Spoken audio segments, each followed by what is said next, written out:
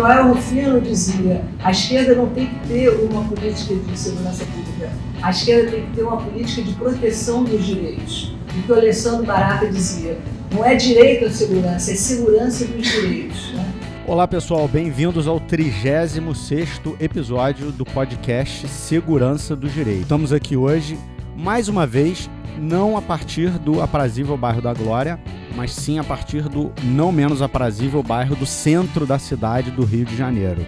Estamos aqui hoje numa missão muito especial. Esse episódio é um episódio que vai ser conduzido com muita energia, com muito carinho, com muito comprometimento, porque é um episódio que particularmente eu classifico como icônico, um dos episódios mais importantes desse podcast, sem dúvida nenhuma. Eu tenho certeza que essa percepção vai ser compartilhada por toda a nossa audiência qualificada. Hoje eu estou aqui tendo o prazer enorme de receber o professor Juarez Cirino dos Santos, né? Uma pessoa que inspira as nossas reflexões, que inspira esse podcast e que inspira toda uma geração de penalistas e criminólogos brasileiros e latino-americanos que se dedicam ao tema a partir de uma perspectiva crítica, né? Eu vou ter aqui hoje ao meu lado, me ajudando a conduzir esse programa, os amigos e parceiros Tiago, que está aqui no Rio de Janeiro comigo. Fala, galera. E o Ricardo Krug, que está lá em Curitiba. Fala, pessoal. No estado do Paraná. E tivemos também aqui ajuda luxuosa na construção desse roteiro da amiga e parceira Juni Cirino, que está aqui conosco também no momento da gravação. E estamos também com o Léo Artúrios, que é o responsável aí pela nossa edição e enfim, pelos aspectos técnicos do programa.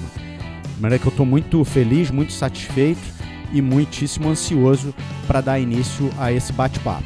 Bom, só lembrando a vocês que nós estamos disponíveis em praticamente todas as plataformas de áudio, como vocês já sabem, SoundCloud, temos um canal no YouTube, Spotify, aplicativo nativo da Apple e tudo mais. Temos também um e-mail, que é o seguranca2direitos@gmail.com, e temos ainda um perfil no Twitter, né, que é o @segdireitos. Então não faltam aí oportunidades, caminhos para que a nossa audiência qualificada se comunique com a gente, dê feedback, diga o que está achando e nos ajude a aprimorar este podcast. Beleza? Então é isso, pessoal. Espero que vocês gostem deste episódio. Bom, pessoal, voltando. Eu vou, antes de passar aqui a palavra para o nosso entrevistado, para o nosso professor querido que está aqui hoje com a gente, fazer uma brevíssima apresentação da sua biografia, né? São, na verdade, apontamentos biográficos que a Juni me ajudou a construir. Bom, o professor Juarez é graduado pela Universidade Federal do Paraná, tem mestrado pela PUC Rio, doutorado pela FND, pela UFRJ, pós-doutorado pela Universidade de Saarland, acho que é assim que pronuncia, na Alemanha, com Alessandro Barata. É sócio fundador do escritório Juarez Cirino Advogados Associados, que tem base tanto na cidade de Curitiba quanto aqui na cidade do Rio de Janeiro, que é, aliás, onde nós estamos sendo gentilmente recebidos para gravar este podcast. É ainda presidente do Instituto de Criminologia e Política Criminal, o ICPC de Curitiba, e é autor de diversos livros, e eu vou citar aqui exemplificativamente o Criminologia da Repressão, Raízes do Crime, Criminologia Radical e o famosíssimo Direito Penal Parte Geral, que é leitura absolutamente obrigatória para qualquer estudante de direito digno desse nome, vamos dizer assim. Foi ainda professor da Universidade Estadual de Londrina, da UCAN no Rio, da PUC no Rio e da UFPR. Acho que eu peguei aí as principais referências. Eu vou então passar a palavra rapidamente para o Tiago, dar um oi para a galera, logo depois para o Ricardo e aí para o professor. Uma saudação a todos, é um prazer estar aqui novamente no Segurança dos Direitos, agora podendo, nesse programa especialíssimo, entrevistar o professor Juarez, que foi meu professor na pós-lato sensu em criminologia e, sem dúvida alguma, é a grande influência em criminologia crítica aqui no Brasil. Beleza. Krug. Realmente é um prazer estar aqui com o professor Juarez Cirino dos Santos, professor de todos nós, todos aqueles que seguem por um caminho crítico em geral, mas também, especialmente no caso meu e do Thiago, professor efetivamente nosso, tivemos o prazer de ser alunos dele no ICPC e é realmente um prazer estar aqui hoje na condição não só de entrevistador, mas de aluno, de pupilo e de alguém que efetivamente o admira absurdamente. O Krug tirou uma onda de alunos efetivos e alunos imaginários, né? Ele falou, eu efetivamente tive aula, estou tendo aula com o professor. Obrigado, professor, por estar aqui hoje com a gente, conversando nesse podcast. É uma satisfação muito grande. E queria que o senhor desse um alô para a galera geral. Olha, em primeiro lugar, transmitir a minha impressão a mais agradável, a melhor possível, né, desses trabalhos preliminares que eu vi aqui. É impressionante a dedicação desse grupo, né, do Rafael, do Thiago, do Krug, da Juni e do técnico aqui, sim, a eficiência dele, isso não seria possível, né? E quero dizer que eu estou, para mim, estou muito satisfeito de ter sido convidado para este bate-papo. Isso não é uma aula, é um bate-papo. Nós vamos conversar sobre as questões, enfim, do direito penal, da aplicação do direito penal, do sistema de justiça criminal, da criminologia, do Estado brasileiro, do capitalismo, enfim, de tudo isso que influencia o nosso afazer diário. Então, Krug, queria que você desse início aí aos nossos trabalhos, por favor. Com certeza, Rafa, com certeza. Professor, veja, apesar da brincadeira dos efetivos alunos e dos não efetivos alunos, dos alunos imaginários, realmente somos todos alunos do professor. Só que por detrás dos livros, dos artigos, é sempre muito impressionante reconhecer também o homem, o estudante Juarez Serino dos Santos. E eu queria conversar um pouquinho mais sobre isso, né? Sobre o começo dessa caminhada acadêmica, dessa caminhada crítica. O professor teve, acho que a primeira publicação de fôlego, algo fantástico, algo brilhante, a partir do seu mestrado, não é mesmo? Bom, não sei se foi a primeira publicação fantástica, não sei se eu tenho publicações fantásticas. Eu tenho algumas publicações que me agradam muito, né? E essa, que foi a Criminologia da Repressão, que foi a minha dissertação de mestrado, me agradou muitíssimo, porque foi o meu primeiro contato com essa criminologia que legitima o sistema da repressão, né?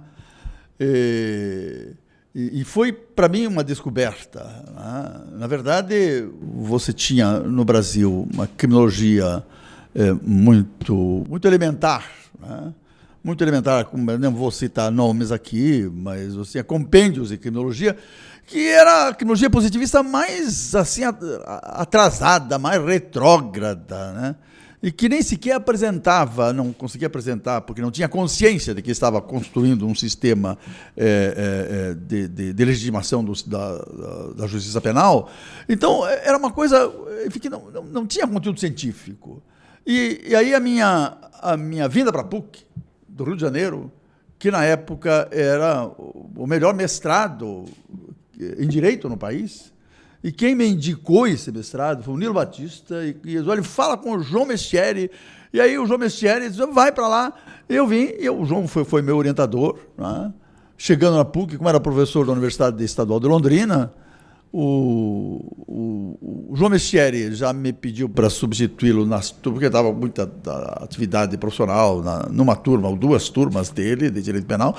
E o Nilo Batista disse, olha, eu também estou advogando muito na Cândido Mendes, eu queria assumir. E aí assumi o lugar do Nilo Batista na Cândido Mendes, e começou uma história de professor de Direito Penal e de Criminologia na PUC na Cândido Mendes. E, ao mesmo tempo que eu estudava Direito Penal e, assim, a gente já não estudava mais, né? Estudava, era Criminologia. E surgiu esse livro. Esse livro, enfim, a Criminologia da Repressão, o nome já está dizendo, é a criminologia que está na base de todo o sistema repressivo e apresenta, enfim, essas construções, digamos, científicas, né? que apresentam a criminalidade ou explicam a criminalidade por defeitos pessoais, né? Já numa fase posterior, isso são defeitos sociais, mas também dentro do positivismo sociológico. Mas aí eu descobri que existia uma série de explicações que não apareciam nos manuais que eu conhecia, e que era preciso estudar em profundidade, até para poder criticá-las, porque como é que eu posso criticar um objeto, uma realidade, uma explicação, uma teoria, se eu não conheço essa teoria?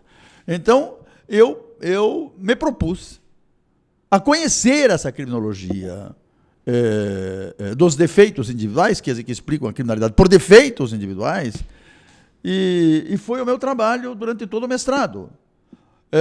E aí eu entrei em contato com explicações, digamos, etiológicas, aquilo o Barata divulgou depois, mas isso tudo é explicações causais, ou explicações etiológicas do comportamento criminoso, né?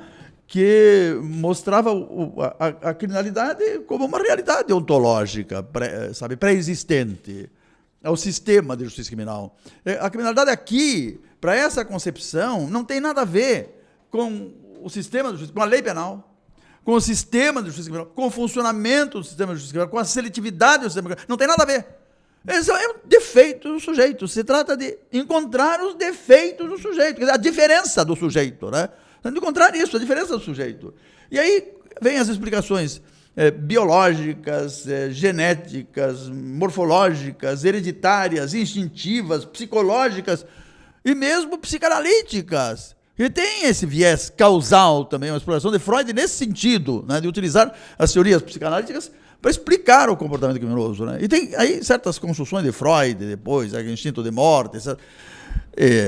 Enfim, ninguém nega, por exemplo, que sabe, a influência genética na nossa formação. Nós herdamos a cara e também as características psíquicas, emocionais dos pais, do pai, também é uma fusão. Tá? Ninguém nega, digamos, certas influências morfológicas do comportamento das pessoas. A questão dos instintos, como é que eu posso negar os instintos? Mas isso tem todo um trabalho científico por trás disso. Freud, depois de falar de muitos instintos, que é o grande instinto do qual sempre concordamos, é o instinto de sobrevivência, né? Mas Freud vai descobrir instintos importantíssimos, que é a questão que ele resume depois de Weg e Ide, né? Quer dizer, além do princípio do prazer, ele vai reduzir esses instintos na sexualidade e na agressividade. Né? Você vai negar o instinto da sexualidade, a libido, esse componente fundamental, quer dizer, o que está na base do princípio do prazer, isso não é possível negar. Né? Você vai negar a agressividade do ser humano, mas o ser humano ele integra o reino animal. E essa propriedade da agressividade é essencial para a sobrevivência, quer dizer, você não sabe? Então não se pode negar certas coisas. Agora, o que não se pode é você daí desenvolver esses conceitos e achar que você tem toda a explicação e você daí isola o sujeito do contexto social, do mundo em que ele vive, das relações econômicas, das relações políticas de poder, sabe, das relações familiares. E basta isso. É como se o mundo não produzisse o homem, como se, enfim, tudo viesse de dentro do sujeito para fora e o sujeito não devesse nada ao mundo objetivo, à realidade circundante, quer dizer, as determinações econômicas, políticas, as relações de poder no comportamento das pessoas. Sabe? Então, você tratava de criticar isto. Você não nega a influência dessas coisas, não se pode negar. O que se nega é essa transição direta, mecanicista, entre essas determinadas características, depois nós até podemos falar sobre isso, e o comportamento das pessoas. As grandes determinações, na verdade está se falando aqui de determinações. Você construir uma ciência, você descobrir as determinações dos fenômenos, todas as ciências trazem explicações causais. Tá?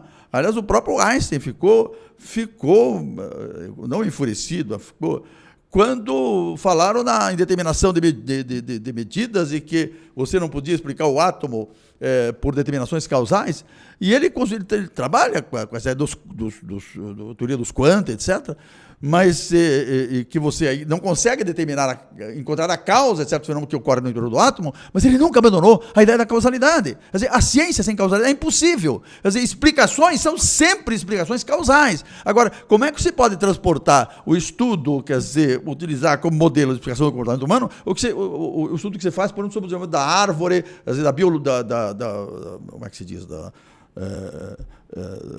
outros seres vivos mais simples, mas da botânica, ou da química, ou da física, não é? E aí você não tem que explicar o comportamento humano por determinações causais. Claro, também podíamos falar em causalidades psíquicas, né? Porque, na verdade, até penalistas falam em causalidades psíquicas, e existem causalidades, e evidentemente existe. Aliás, Freud estava pesquisando as causalidades psíquicas do comportamento humano, porque ele pesquisava o inconsciente, ele queria explicar o comportamento do sujeito.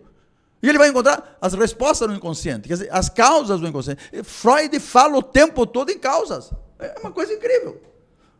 E aí está a limitação do Freud, né? Porque essas causas são exclusivamente psíquicas. Ele reduz o sociológico, o político, ao psíquico. Esse é o problema do Freud. Agora vai dizer, não, o Freud não é importante. É importantíssimo, mas ele nos dá a dimensão para nós mesmos, nossa para nós mesmos. Ele nos apresenta a nós mesmos.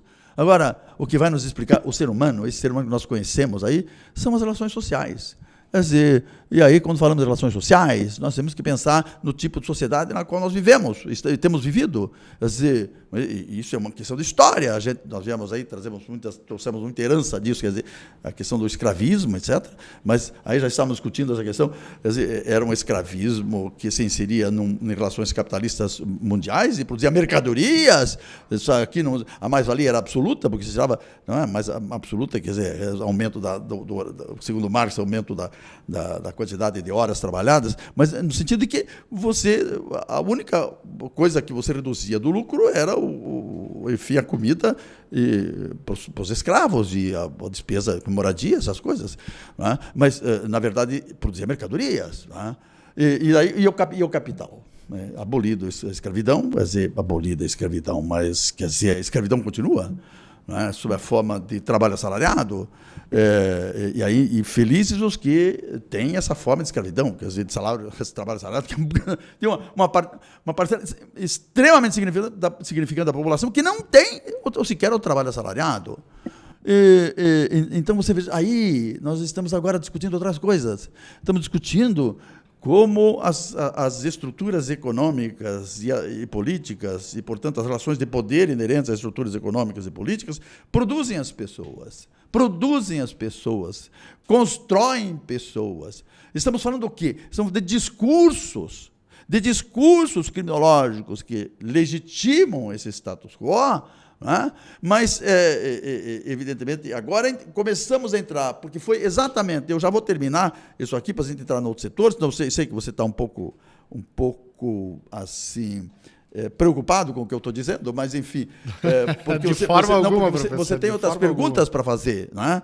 E eu até não estou dando chance para essas perguntas, mas nós vamos dar daqui a pouquinho. Professor, nós estamos aqui para lhe escutar. É esse deleite que a gente está procurando. Fique muito à vontade. Então, está muito bem. Mas, enfim, aí nesse esforço, foi um esforço por compreender essa velha criminologia, essa criminologia teológica, essa criminologia que legitima o sistema, que é a criminologia positivista, eu fui descobrindo a existência de um outro pensamento em criminologia. O que eu era? Eu era um marxista que não estava absolutamente satisfeito com a criminologia que nós tínhamos aqui. E absolutamente essa criminologia, eu entrei nela, sabe, com uma vontade crítica muito grande, né? E trazendo as categorias críticas do marxismo, né, para examinar isso aqui. E fui descobrindo que existiam trabalhos importantíssimos. Né? Eu não sabia da existência, e foi um dos primeiros autores que eu descobri, foi o Pasucanes, da Teoria Geral do Direito e o Marxismo. Né? Depois eu descobri Na verdade, eu tive uma descoberta maciça porque eu entrei em contato com professores da PUC que tinham vindo de mestrados nos Estados Unidos e trazido obras como, por exemplo, Critical Criminology, a criminologia crítica, e aí Sérgio Tancredo, ele me convidou para traduzir esse livro. Traduzimos, e eu entrei em contato com autores, sabe, que estavam trabalhando há muito tempo com uma abordagem marxista da criminologia, e que era a criminologia que aí eu chamei, e isso já é o trabalho depois, que nós vamos discutir depois no doutorado de criminologia radical, no sentido de uma criminologia de raízes, e dei esse nome porque existia uma revista publicada na Universidade de Berkeley, Califórnia, pelo Tony Platt, que era um dos grandes, chamava-se Radical Criminology.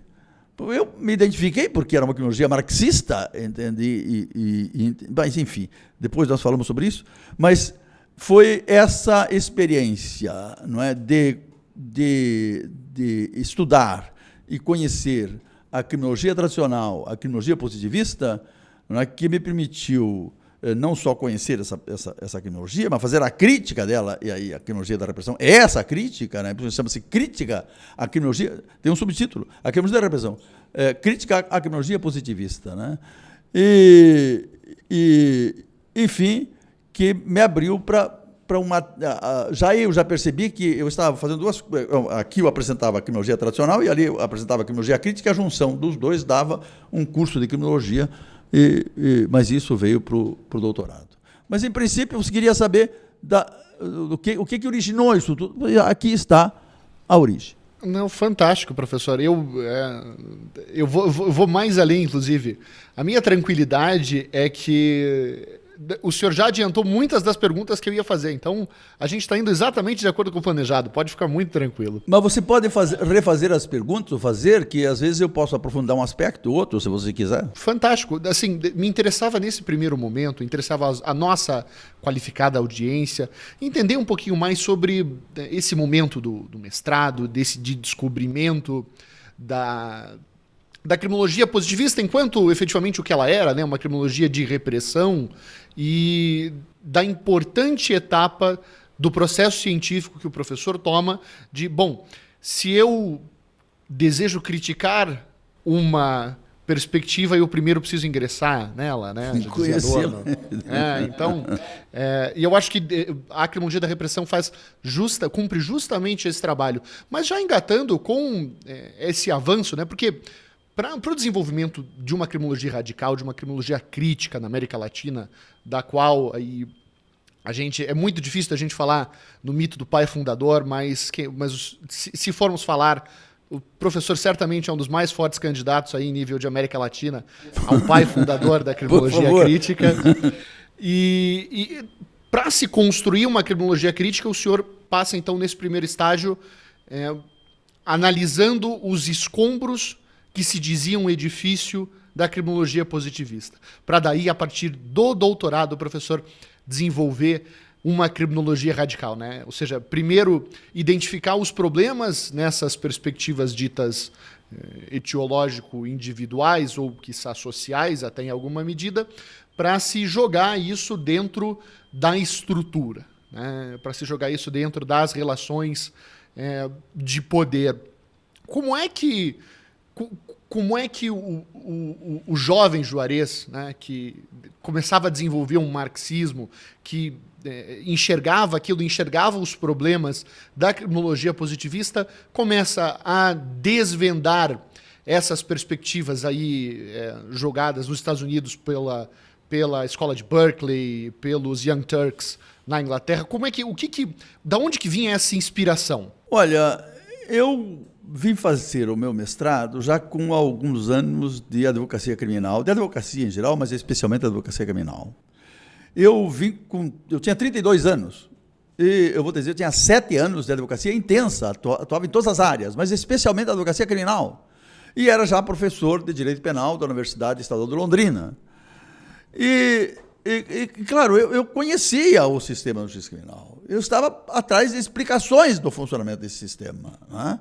E aí descobri, como eu já narrei aqui, essa crítica ao criminology, e que me permitiu também, me deu elementos para criticar a velha criminologia. E você fala nos destroços, mas olha, eu acho que você foi um pouco impiedoso.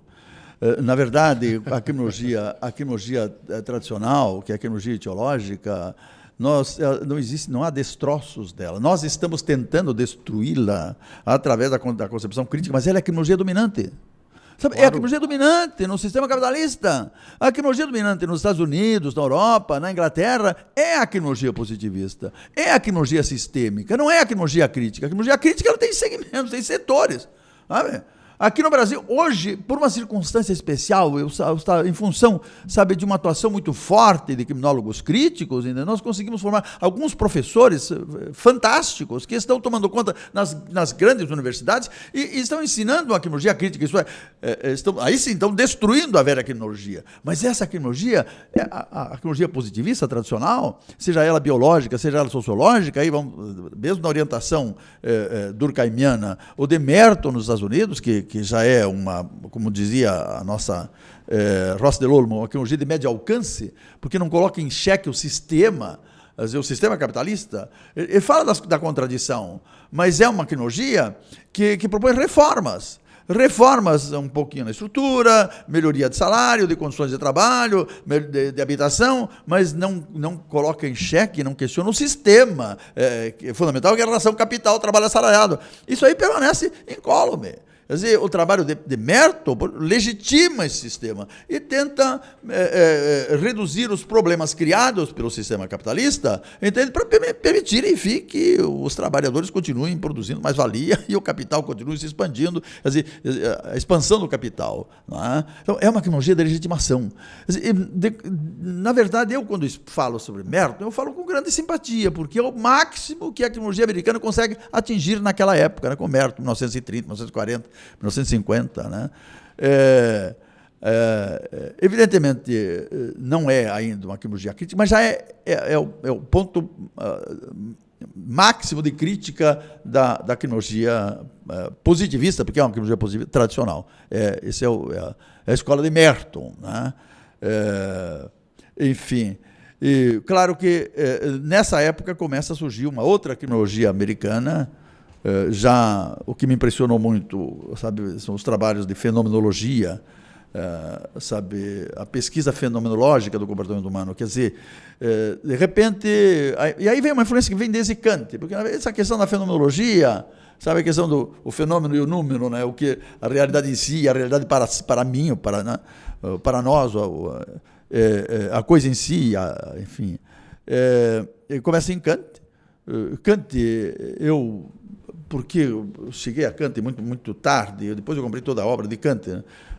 E a visão que eu tinha de Kant é a visão do marxista, mas o Kant foi importantíssimo, ele chamou a atenção para esses fenômenos, os fenômenos, aquilo que se passa no psiquismo humano, e depois veio o Husserl, etc.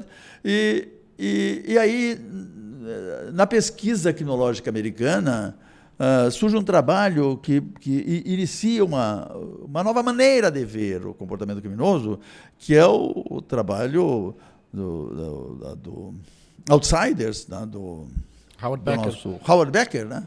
Howard Becker, que começa a trabalhar a criminologia de um outro modo, de outro ponto de vista. Já é crítica, não é radicalmente crítica, porque não vai à raiz dos problemas, mas já é crítica porque pesquisa a questão das percepções e atitudes, sabe? Quer dizer, como é que nós percebemos os acontecimentos e como essa percepção influencia as nossas atitudes. Quer dizer, como essa percepção desperta, por exemplo, emoções e determina emoções e desperta valores que informam as nossas atitudes. É uma criminologia, eu diria, de percepções e atitudes que está completamente fora da velha criminologia, da criminologia teológica, da criminologia positivista, porque eles não se preocupavam com o fenômeno, isto é, com aquilo que se passa no psiquismo da pessoa. E essa criminologia veio com definições novas, com percepção, não só percepção do mundo, uma percepção nova do mundo, mas atitudes diferentes na pesquisa do seu objeto. Então, o crime, essa é a grande... O crime não é uma qualidade do ato, é um ato qualificado. Veja que coisa importante. Qualificado pela lei penal, evidentemente. E o criminoso não nasce criminoso. O criminoso é aquele sujeito que é rotulado como criminoso pelo sistema de justiça criminal. Então você veja, quando ele diz assim que crime não é uma qualidade do ato, é um ato qualificado, ele chama atenção para a lei penal. Quando diz que o criminoso é aquele sujeito que é rotulado como criminoso pelo sistema de justiça criminal, ele chama atenção para o sistema de justiça criminal. Ele desloca a investigação positivista que se centrava no sujeito, em defeito do sujeito, para procurar os efeitos do sistema de justiça criminal. Veja que mudança extraordinária. Isso é uma mudança fantástica. Ela mudou o enfoque. Vamos estudar a justiça criminal. E aí começa a se descobrir o caráter seletivo da justiça criminal. A seletividade do sistema de justiça criminal. Você concentra na classe trabalhadora, porque aí nós começamos... Aí, sabe, a grande contribuição é seletiva... A importância do sistema de justiça criminal para o capitalismo. Até porque daí você descobre que a lei penal protege os valores fundamentais do sistema capitalista, que não são só as relações do capital, mas o Estado capitalista. O Estado não é o Estado, não é o Estado neutro. O Estado é o Estado do capital. O Estado é a forma de existência jurídico-política do capital no mundo contemporâneo. O Estado é isso, o Estado do capital, o Estado capitalista. Tá? E aí você tem uma percepção diferenciada, chama atenção a pesquisa, abandona a procura de defeitos pessoais para examinar o funcionamento do sistema da justiça criminal. Sabe? Por que você tem essa lei e não outra lei? Por que você tem esse sistema de direito penal, do ponto de vista da legislação, e não tem outro sistema? Por que o sistema de justiça criminal, esse sistema constituído por polícia, justiça e prisão, atua seletivamente contra os segmentos desprovidos de capital e que são obrigados a vender para sobreviver, para não morrerem de fome, a sua força de trabalho? Por quê? Começa a fazer esse tipo de pergunta. Claro que o Becker ele vê isso, mas ele não aprofunda. De certa forma, ainda na fase americana do labeling, do labeling approach, né, ele funciona muito como a outra cara da criminologia tradicional, sabe? A outra cara, mais sofisticada, mas ele não questiona o sistema. Ele só passa a questionar o sistema quando a criminologia crítica, que é a criminologia marxista, e especialmente quando o Sandro Barata insere essa concepção do labeling dentro de uma concepção maior do marxismo. Né? Você veja que aqui há uma mudança também no tipo de pergunta que se faz. Desde Lombroso, todos os criminólogos positivistas, eles comparecem nas suas pesquisas, que fazem na prisão, dizem assim, por que esses sujeitos cometem crimes? Por que esses sujeitos são criminosos? Veja, esse tipo de pergunta conduz a investigação para dentro deles. Tá? Com a criminologia, esse tipo de pergunta já desaparece, porque com o labeling, porque o labeling, para aí, essa não é a questão, não são características pessoais. Nós temos que ver o funcionamento do sistema de justiça criminal. Quer dizer, tem coisas aqui, por que temos essa lei penal repressiva e não outra? Por que são essas pessoas reprimidas e não outras? Aí a pergunta, a criminalidade não é um fato pré-existente, pré-constituído. A criminalidade passa a ser, a criminalidade surge como criminalização. Você veja que coisa notável. A criminalidade não é criminalidade, não é uma realidade. A criminalidade é um processo. A criminalidade é criminalização. Criminalização a nível da lei penal e a nível do sujeito no processo criminal. Né? E aí a pergunta muda, não é por que esses sujeitos são criminosos, por que esses sujeitos praticam crimes. A pergunta é por que determinados sujeitos são criminalizados e outros não são. É outra coisa. Esse método dialético. Né? Nós aqui, com o Tiago, estávamos conversando sobre questões aqui até da tese dele, e eu falei, sabe, tem coisas aqui, esta é uma noção que vem exatamente desse prefácio para a contribuição à crítica à economia política, né, esse prefácio de 1958 ou 1959, exatamente, não me deixou errar, está vendo? Que ele fala exatamente isso, das relações econômicas, que não se limitam à produção de mercadorias. As relações econômicas, no processo de trabalho, nessa junção do capital e trabalho assalariado, produz mercadorias para o mercado, mas não é só produção de mercadorias. Essa produção de mercadorias não seria possível se o trabalhador não se subordinasse ao capitalista, e se o capitalista não dominasse o trabalho do seu assalariado. Então, essa relação de produção de mercado é também uma relação de dominação, portanto, é uma relação política, é uma relação de poder, relação política, é uma coisa fantástica. Mas temos, então, uma relação econômica de produção de mercadorias que é, ao mesmo tempo, uma relação política de dominação de uma classe sobre a outra, mas que existe sob a forma jurídica do direito. Porque é esse direito que eterniza esse tipo de relação. Aí, no direito, né, como a proteção, um sistema de proteção, de instituição da igualdade e proteção da liberdade, é a fonte de todas as injustiças sociais. Que coisa incrível, né? Porque, na verdade, ele institucionaliza a desigualdade e garante essa desigualdade, o direito, mas o direito penal garante, e produz, enfim, a repressão, que é um sistema de opressão, que não tem nada a ver com liberdade. Então, você veja que nós aí fazemos uma crítica que só a criminologia faz do direito. Essa crítica você não encontra nos civilistas, nos que trabalham no direito do trabalho, nos que trabalham no direito administrativo. Eles não têm a menor noção disto.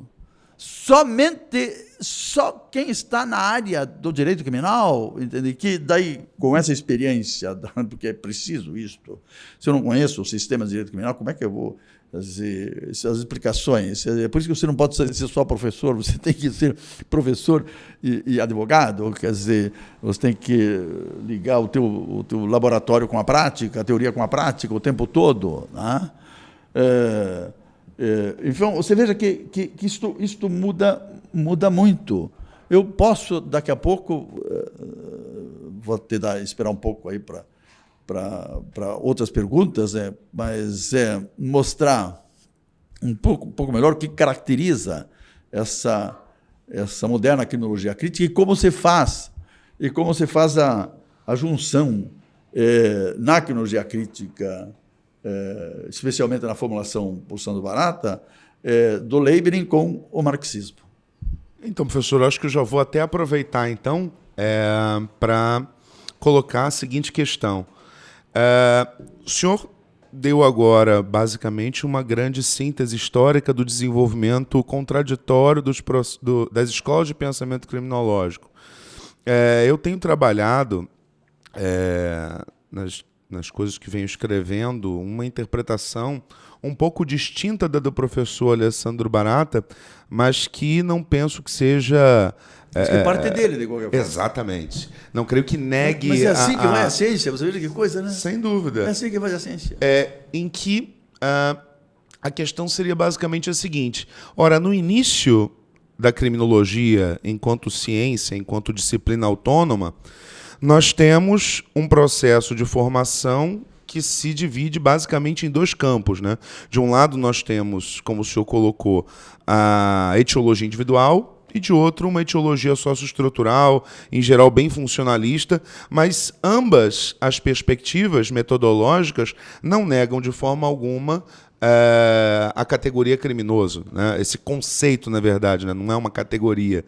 É uma categoria. E ontologizando o criminoso,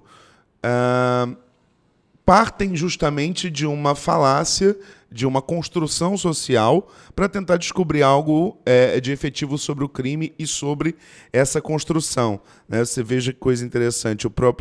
Se a gente pega a própria noção de seletividade penal do Leibniz, ela já tinha sido descoberta pelo Lombroso, só que ele não sabia que tinha descoberto, né? Quando ele fala o que é o criminoso, ele disse basicamente quem é o criminalizado.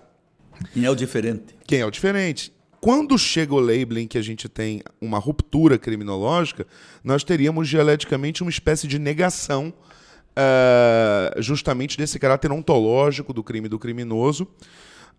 Mas a minha questão, a questão que eu coloco é basicamente a seguinte: toda a dialética, né, num sistema de afirmação, negação e negação da negação, necessariamente traz consigo um componente conservador, no sentido de que rupturas e permanências, né? Nada se perde por completo.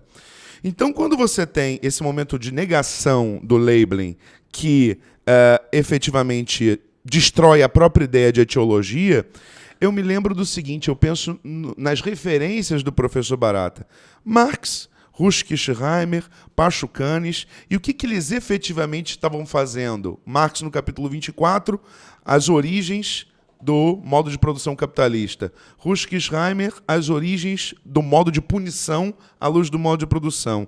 E Pachucanes, as origens da pena de prisão à luz do modo de produção. Não seriam esses autores que são fundantes para a criminologia, os criadores de uma nova etiologia, uma etiologia agora de processos de criminalização, que liberta efetivamente a ciência daquelas amarras tradicionais, conservadoras e punitivas do passado? Olha, é interessante a tua pergunta, porque, na verdade, nós sempre estamos falando de etiologias. Sem dúvida. Sempre.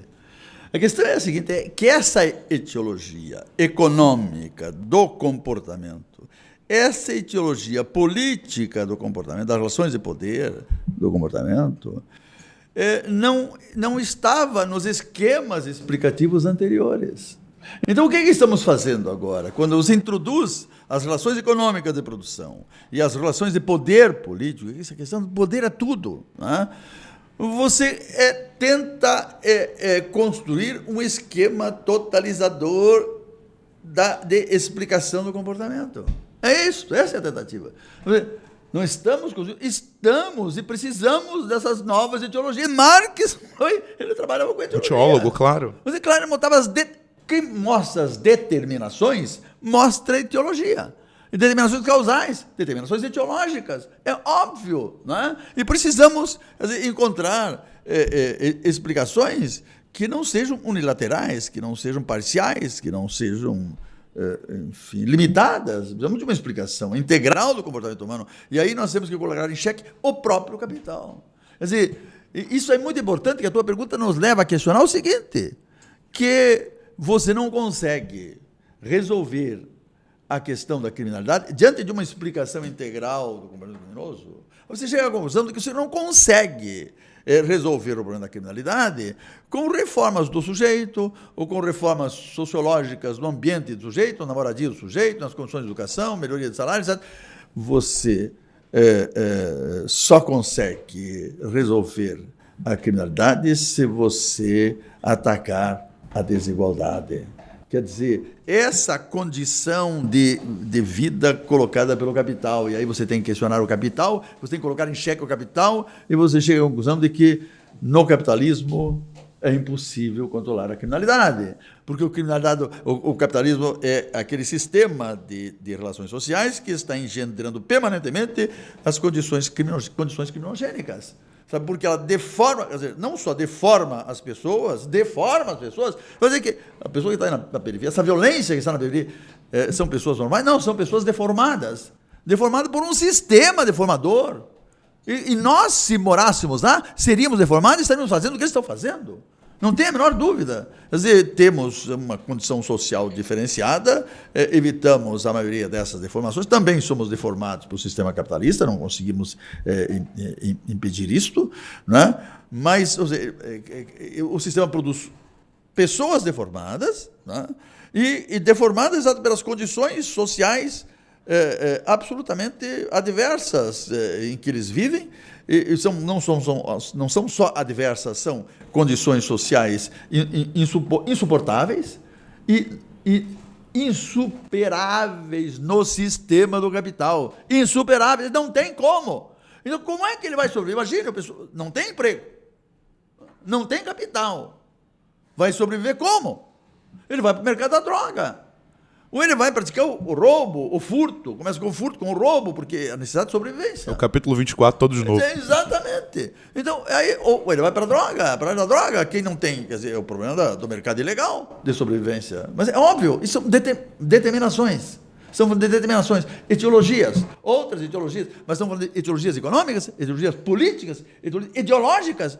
E assim, a questão, sabe, da etiologia psíquica, porque também está aqui, o palavrão aqui entra bem, sabe, a etiologia psíquica, porque tudo começa no psiquismo também, né?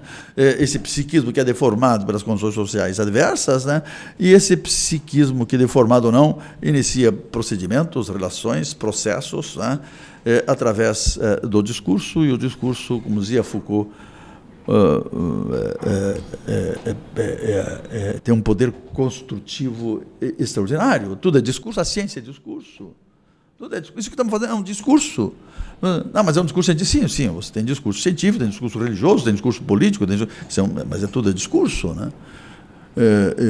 E estamos falando aqui de poder, mas vamos deixar de poder para depois, né? E trazer Foucault depois. Mas, em princípio, é interessante a tua ideia. Realmente é isto. Se trata não de abandonar as etiologias, de criar uma nova, aprofundar, né? E ampliar as etiologias. E nesse sentido também, hoje, pelo menos desde a década de 70, né, quando a criminologia começa a se consolidar na sua forma crítica, inicia-se um processo de fragmentação que ainda está em curso, de modo que hoje há um consenso em se falar em criminologias críticas, né? E não mais naquela criminologia crítica de base marxista enquanto a única. E é uma coisa engraçada, né? Porque parte-se de uma perspectiva de conflito e cria-se um consenso de que não existe uma criminologia crítica, existem diversas criminologias críticas e muitas vezes há divergências tais de método e objeto que você tem certas bizarrices como uma criminologia marxista e uma pós-moderna, né? Mas isso não me parece um fenômeno novo, né? A história da criminologia é uma história fragmentária, né? Desde da etiologia individual e da etiologia socioestrutural, você tem uma cisão de positivismos em que um defendia a primazia do indivíduo sobre o meio e um Durkheim, por exemplo, do meio sobre o indivíduo. A minha questão nesse sentido nessa multiplicidade de criminologias, lembrando a referência ao seu Criminologia da Repressão, eu sempre me recordo da primeira parte do livro, em que o senhor faz uma elaboração fantástica sobre o método, né? A sua crítica ao positivismo criminológico não parte apenas de questões lógicas, abstratas, mas ela é fundada num método marxiano. Nesse sentido, a minha questão específica o que o senhor acha hoje, nesse terreno de criminologias críticas, de certa vertente criminológica que, um pouco apressadamente, se diz contra o método, diz que a ciência é tão somente um entre tantos discursos e que não tem uma validade hierárquica superior a outros tantos, que tudo é narrativa, que a verdade é uma ideia atrasada. Eu sei que o senhor é um moderno, então a minha questão é qual é a sua impressão sobre essa criminologia pós-moderna que hoje em dia é o consenso acadêmico e talvez por isso estejamos tão de mãos atadas para reagir aos problemas da realidade. Pois é, você está falando de criminologia pós-moderna. Eu não sei se essa é uma criminologia pós-moderna. Essa pode ser uma reação conservadora, né, contra a nova criminologia, né? Assim, uma forma da nova democracia, a nova criminologia, né? The New Criminology, e realmente é uma nova criminologia, né? E o marxismo é uma ideia de uma nova democracia, né? Eu não ignoro isso, eu sei que existe isso, né? É uma questão é uma crítica, digamos, ao método, à ciência com uma narrativa e com um simples discurso. Mas, peraí, esse discurso utiliza um método. Se ele não utilizar um método, é um discurso é uma confusão. Ele tem que ter um método, senão o que você diz é uma bobagem. Né? Esse discurso ele deve ter compromisso com certas premissas e certas hipóteses, né? E, portanto, ele tem que ser um discurso, vamos dizer assim, que vai estabelecer, chegar a certas conclusões e estabelecer certas verdades. A questão da verdade.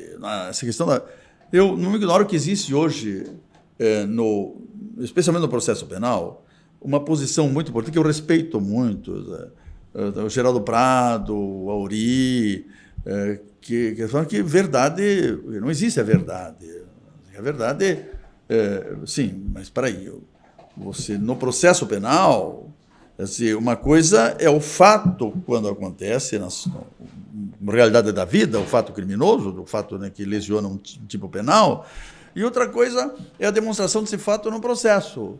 Agora, você vai dizer que a prova no processo, quer dizer, trazida por... Como é que vem a prova? Vem por interrogatórios, vem por declarações da vítima, vem por testemunhas, vem por perícias. Né? Isso vem para o processo. Quer dizer que o que está retratado no processo corresponde ao fato, em que medida corresponde?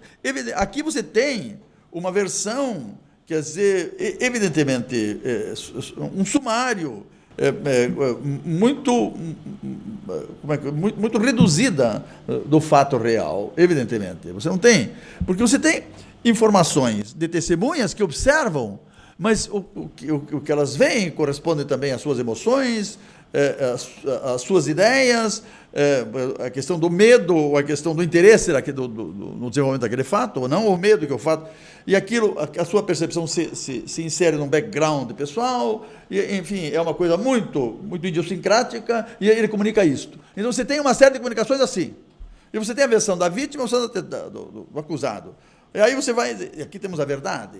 Não, o que você tem aqui, no processo penal, o que nós temos é uma verdade, digamos assim, processual. Você pode chamar isso de verdade... Poderia dizer, não, isso é verdade material.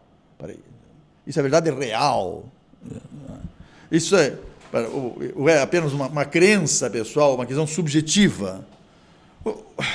Estabeleceu-se que aquilo que aparece, que se produz nos autos, dá uma ideia do que se passou efetivamente na vida. Tá? Mas o fato vivido pelos envolvidos no passado teve particularidades que não estão presentes aqui.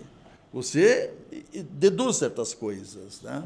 E é isso que se chama de verdade processual. Agora, verdade científica é outra coisa. Isso é uma verdade que nós pesquisamos o processo. A verdade científica passa por esses problemas também, mas ela tem todo um procedimento metodológico para verificar a correção daquela percepção e quando você consegue reproduzir isso inúmeras vezes e estabelecer um consenso a respeito daquilo, então você estabelece aqui uma verdade científica. Né? Você tem uma hipótese, se comprova essa hipótese tem uma verdade científica, depois você pode ter uma outra informação que desconfirma essa hipótese, mas esse é o processo de avanço da ciência. Você não tem toda a informação. E depois você tinha questão científica, você tem o sistema de Newton, a mecânica, que é a última palavra. Né? Daí aquilo começa o próprio Ernst Mach, que escreveu um livro que o Lenin depois criticou profundamente, porque o Mach estava influenciando, sabe, a literatura. É um grande cientista austríaco, né? Os russos, né, na época, e o Lenin escreveu... o empirocraticismo? Empirocraticismo, materialismo e empirocraticismo. Sentando o cacete no Marx, eu fiquei com ódio desse cara. Depois eu comecei a ler as coisas. O Marx foi um grande cientista, materialista, não é? Enfim. E ele já era um cara, assim que... eu estou falando do Einstein. O Einstein disse que não foi aluno do Mach, mas que ele se considerava aluno dele, que aprendeu com ele, e ele já estava insatisfeito com o sistema da mecânica do Newton. Né? E aí, quando o Einstein, isso não responde mais aos grandes problemas da física, ele montou a sua teoria da relatividade, com explicações que hoje é interessante, né? Um século depois, que o Einstein já tinha previsto certas coisas, explicando a explicação que ele trouxe sobre o sistema planetário, o universo, pô, os buracos negros, pô, essas coisas, está tudo mais ou menos previsto na teoria da relatividade do Einstein. Então você veja uma coisa, aí você vai dizer, mas escuta, mas o sistema da mecânica de Newton então estava errado? Não, aquilo correspondia à informação que se tinha na época, né? Depois, e a informação que desde Galileu observando lá o sistema, o que ele observava lá era o sistema, era o planeta Júpiter, e as luas de Júpiter, né, com o telescópio, observando aquilo lá. Enfim, aí vem o sistema de Newton, que era errado, não, correspondia à informação que você tinha. Agora, daí você já tinha outras informações que tornavam obsoleta essa concepção, e aí veio a teoria da relatividade. Hoje estamos com a teoria da relatividade, mas e se daqui a algum tempo descobrimos uma nova hipótese, daí não vamos alterar isso? É assim que caminha a ciência. Agora eu vou duvidar do que você está dizendo, porque isso pode mudar depois. Eu vou ficar falando com narrativa, como se o discurso for uma coisa boba, que eu monto o discurso que eu quiser, mas é preciso que, sabe, a questão do convencimento. Na verdade, nós vivemos assim, a nossa advocacia ensina muita coisa, quem não trabalha muito advogado não sabe essas coisas. O que nós vivemos? Qual é a nossa função? Qual é a nossa profissão? Nós vivemos de produzir discursos. Nós produzimos discursos orais e escritos. E construímos discursos para produzir convencimento. Para produzir convencimento. E convencemos as pessoas. A questão, na verdade, é essa junção, sabe, de emoções e de intelecto. Você vê a questão da racional, sabe, de como você compreende a coisa, e isso se ajusta também às suas emoções. Isso é inevitável. Você vai dizer que os juízes não julgam com emoções? Isso é impossível. Todas as decisões são emocionais. Isso é a questão de Freud. Toda, não existe decisão absolutamente racional, toda ela, a emoção está na base de todas as decisões. Por quê? Porque é o inconsciente que decide. E o inconsciente é só emoção. O inconsciente é absolutamente irracional. Hoje está aí essa neociência, como é? Neociência não, como é que é do psiquismo aqui, falando... Neurociência. Neurociência. Sim. Neurociência, mostrando a determinação de todos os atos psíquicos. E Freud já falava isso. Ele dizia assim que 95% do nosso comportamento é absolutamente determinado. Agora, não, mas é coisa determinista. Peraí. Freud dizia 95% das nossas ações são determinadas pelo inconsciente. E nós achamos que é uma decisão livre porque ela brota tão naturalmente, quer dizer, se ajusta tão naturalmente aos nossos preconceitos, aos nossos estereótipos, às nossas emoções, e achamos que nós pensamos sobre isso. O cérebro, o psíquico nunca deixa de funcionar. Mas eu canso, mas não é quase todas as noites, mas muito frequentemente, eu deito com o problema, eu levanto com a solução, acordo com a solução, porque de repente você está com a ideia, mas o cérebro continua funcionando, e descobre, pô. Eu não falava a questão da verdade científica. Você sabe, não, eu discordo do Barato, mas você parte do Barato. Ele foi um momento importante, ele foi um estágio necessário. Você não pode ir além dele sem ele, sabe? Você não pode ir além de Marx sem Marx. Quer dizer, e Marx não foi Marx, mas ele pegou de um idealista, ele pegou de Hegel. Você vê que coisa, né? Só que inverteu. Agora, Marx já disse tudo? Não, ele nunca quis ser um edifício acabado, ele nunca quis fazer um catecismo, não é? Mas ele quis criar um sistema que ensinasse a pensar o mundo, sabe? Segundo as relações causais que o determinam, a partir do econômico, a relação do econômico com o político, aqui, essa questão, aliás, que eu falei já antes, podia falar agora, mas vou repetir, a relação do econômico, político e jurídico, né? Então, você veja que você tá vindo de lá, você está pegando... aí pega, é assim que caminha a ciência. Agora vai negar a verdade científica porque está mudando a verdade científica? Não, e atacar um espantalho, né? Porque nunca ninguém defendeu cientificamente verdades absolutas, nunca ninguém negou o movimento da ciência. E no caso que o senhor mencionou especificamente, na esfera processual, o pouco que eu conheço do debate... eu acho que ele segue um caminho que é muito mais difícil do que poderia seguir. Você veja, nega-se a possibilidade de produção de uma verdade real à luz do processo. Não, mas isso é uma obviedade, porque o processo penal não é uma ciência. Então, sob pena de não assumir que o processo penal não é uma ciência, sacrifica-se a própria ideia de verdade, né? Ou seja, seria muito mais fácil eu falar, gente, olha só, o direito é uma técnica, é dogmático, é racional, deve ser regido por questões de cunho científico, mas em si ele não é científico, né? Criminologia é outra coisa. E eis a diferença entre o direito penal e a criminologia, e por isso que a criminologia é a única que pode criticar o direito penal e não o contrário. Né? Você não vai nunca ver um penalista criticando um criminólogo. Sempre vai ser aquela crítica rasteira, vazia. Mas resolve aí então o problema do mundo. Como se a gente já tivesse a solução para tudo. Professor, ainda nesse tópico da verdade... Da verdade? Existe isso, da verdade.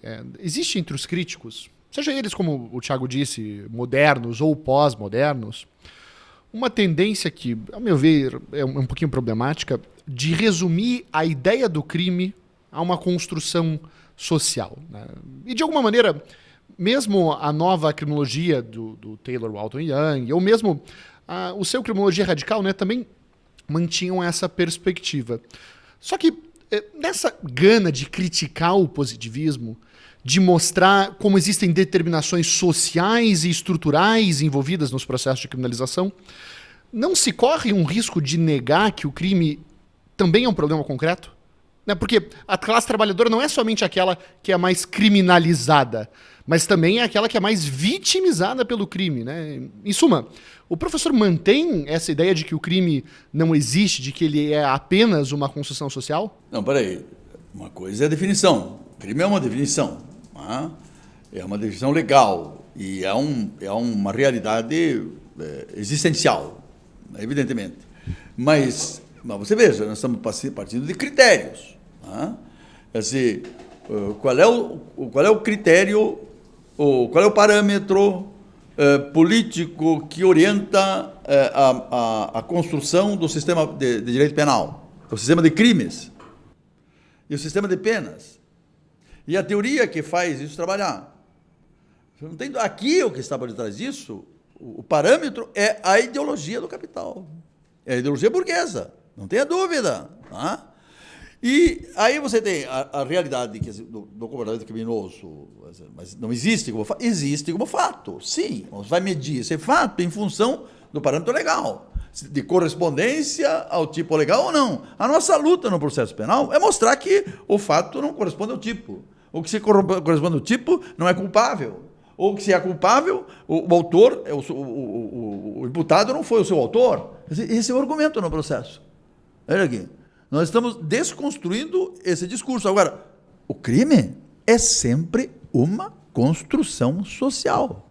Ele é uma construção social no tipo legal, ele é uma construção social no processo penal, com a informação que temos. É sempre uma construção. E o que orienta essa construção é o sistema econômico, político, sabe, das relações materiais de produção, sabe, essa base, né?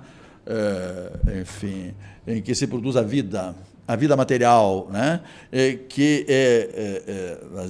Sobre a qual o Marx diz assim, se eleva, mas não é se eleva, eu digo que se constrói.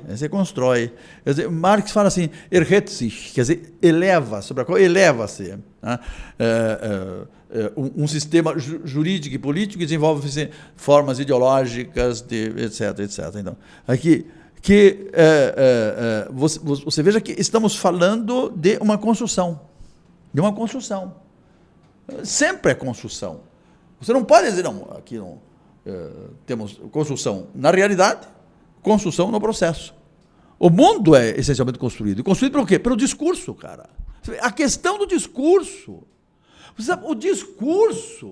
O discurso me incomodou durante muito tempo. Eu era um marxista mais ortodoxo e eu achava que não, são as determinações do real, são as relações de produção, a questão do econômico e político. O discurso aqui não tem. O discurso é tudo. O discurso é ideologia. O discurso é que nós veiculamos a ciência. O discurso E aí você pega o livro de a primeira palestra de Foucault no seu famoso curso do Collège de France, que foi em 1972, eu acho, foi assim, l'ordre du discours, a ordem do discurso. Ele vai estudar o discurso nesse sentido de este sistema de comunicação pelo qual você constrói verdades. Você constrói verdades. Se você não constrói uma verdade com discurso, para que serve o discurso? Sabe? E o que vale é a questão do poder, o compromisso do poder com a verdade. Quer dizer, a questão do poder. Essa questão do poder. Aí ele vai para estudar o discurso e como o discurso se insere nas relações de poder, ele vai estudar o poder e vai definir o poder como uma relação de força. Eu nunca vi nada igual. O que é o poder? Nem Marx disse isso. Poder. Não, o poder serve para manter o econômico, o político, para manter as relações de produção. O Foucault não nega que também serve para isso. Mas você não pode fazer uma definição econômica de poder. Poder tem que ter uma definição política. E aí, qual é a definição política de poder? Poder é uma relação de força que existe como ato, que existe como confronto, que existe como guerra. Poder como guerra através do discurso. Veja que coisa o poder como guerra através do discurso. E o discurso como instrumento da luta pelo poder. O discurso, nós não podemos perder essa noção. O discurso como instrumento de verdade na luta pelo poder. Poxa, cara! E aí, a nossa verdade, a verdade deles, a verdade dos críticos, a verdade dos teóricos do sistema, a verdade dos ideólogos do sistema e a verdade dos críticos do sistema. Assim, essa é a questão. Então, é um confronto de discursos, cara. Então, mas no confronto de discursos, né? Então só para ver se eu entendi, só para também ajudar aí a nossa qualificada audiência também a acompanhar, a ideia que o professor propõe agora, a partir, talvez, do trabalho de Foucault, seria de que você tem que o discurso ele é central na definição dessas verdades, certo? Mas, de novo, voltando ali ao que eu tinha perguntado em relação à construção social do delito, se o delito é uma construção social, se ele trata-se de um processo interpretativo, e acho que ninguém nega que existe um aspecto de interpretação subjetivo em relação à definição de um ato como problemático, como criminoso, ou como o que quer que seja, não se corre o risco de se negar que existe que o crime, como qualquer outra construção social, também tem uma realidade, uma objetividade que é independente do pesquisador? Olha, você está falando, essa é uma tendência que é difícil você evitar, do delito em geral, do crime em geral. E nós temos que falar do crime na sociedade capitalista. Porque o crime numa sociedade socialista seria inteiramente diferente. Sabe? O crime no socialismo é outra coisa. Quer dizer, o comportamento criminoso na sociedade capitalista é uma coisa. Tem essas definições que nós conhecemos muito bem. Mas e na sociedade socialista? Ou na sociedade comunista futura, que não temos ainda essa questão? Né? Você já viu que o Código Penal, por exemplo, soviético, ele criminalizava ações que são específicas do capitalismo, né? Que aqui são promovidas. Que muda o conceito. O que é o crime? Você não pode falar no delito em geral. O delito no capitalismo. O delito num outro tipo de sociedade. O delito na sociedade feudal. O delito, sabe, é outra coisa. Você tem que trabalhar com esse tipo de noção. Assim, não é estamos trabalhando o conceito de delito na sociedade capitalista. Né? Sim, historicizar o conceito. Você falou qualquer coisa aí sobre a questão e a construção que fazemos do governo criminoso é uma construção com conceitos que são específicos das relações econômicas e políticas do capitalismo e que estão embutidos em nós mesmos, que nós nem percebemos isso. Não é? Evidentemente, temos uma relação social. Agora, como examinamos... Quer dizer, o crime, na verdade, é uma situação de conflito. O crime é um conflito. É um conflito humano que é criminalizado. Agora, quais os conflitos humanos são transformados em crime? Nós temos conflitos humanos que são específicos do capitalismo, temos conflitos humanos que são específicos do socialismo e outras formas de conflitos. Né? Então, se nós temos que partir da ideia de conflito, não da ideia de crime, porque de delito, porque então, o delito existe independentemente do espaço e do tempo. Aí não é possível, né? Temos um conflito. Esse conflito pode ser interpretado de muitas maneiras. Depende, enfim, dos valores que eu adoto, da ideologia que eu tenho, da minha posição política, etc. Depende disso tudo. Né? Então, é assim que eu penso essa questão. Então, acho que ficou mais claro. Era só realmente para tentar esclarecer e desatar esse nó, essa perspectiva que me veio à cabeça.